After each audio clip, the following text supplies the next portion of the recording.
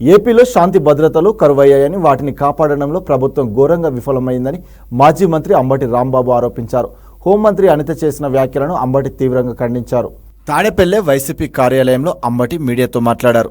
అధికారంలోకి వచ్చిన కూటమి ప్రభుత్వం వైఫల్యాలను కప్పిపుచ్చుకోవడానికి ముఖ్యమంత్రి చంద్రబాబు శాంతి భద్రతలపై శ్వేతపత్రం విడుదలను వాయిదా వేసుకున్నారని ఆరోపించారు. కొన్ని బయట మరికొన్ని శాసనసభలో శ్వేతపత్రాలు ఎందుకు విడుదల చేస్తున్నారని విమర్శించారు. పల్నాడు జిల్లా వినుకొండలో రషీద్ హత్య వ్యక్తిగత గొడవలైతే స్థానిక ఎంపీ, ఎమ్మెల్యేలు ఎందుకు పరామర్శించలేదని ప్రశ్నించారు.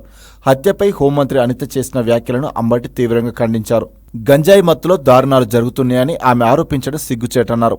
అధికారంలోకి వచ్చి 45 రోజులు గడుస్తున్నా గంజాయిని ఎందుకు అరికట్టలేదని నిలదీశారు. వినుకొండలో జరిగింది ముమ్మాటికి రాజకీయ హత్యేనని స్పష్టం చేశారు అంబటి రాంబాబు. ముచ్చుమర్రిలో బాలిక అత్యాచారం, హత్య జరిగితే పోలీసులు ఇప్పటి వరకు శవాన్ని ఆర్చుకుని కనిపెట్టలేకపోయారని విమర్శించారు. ఈ ఘటనలో అనుమానితుడు లాకప్ డెత్ కావడంపై విచారణ జరపాలని, న్యాయ పోరాటం జరపాలని డిమాండ్ చేశారు. న్యాయ వ్యవస్థ కూడా స్పందించి కేసును సుమోటోగా తీసుకోవాలని సూచించారు. పుంగనూరులో ఎంపీ మిథున్ రెడ్డి పర్యటిస్తుంటే టీడీపీ శ్రేణులు దాడులు చేయడం దారుణమని అన్నారు. గౌరవమైన పోస్టులో ఉన్న హోంమంత్రి బాధ్యతగా మాట్లాడాలని సూచించారు.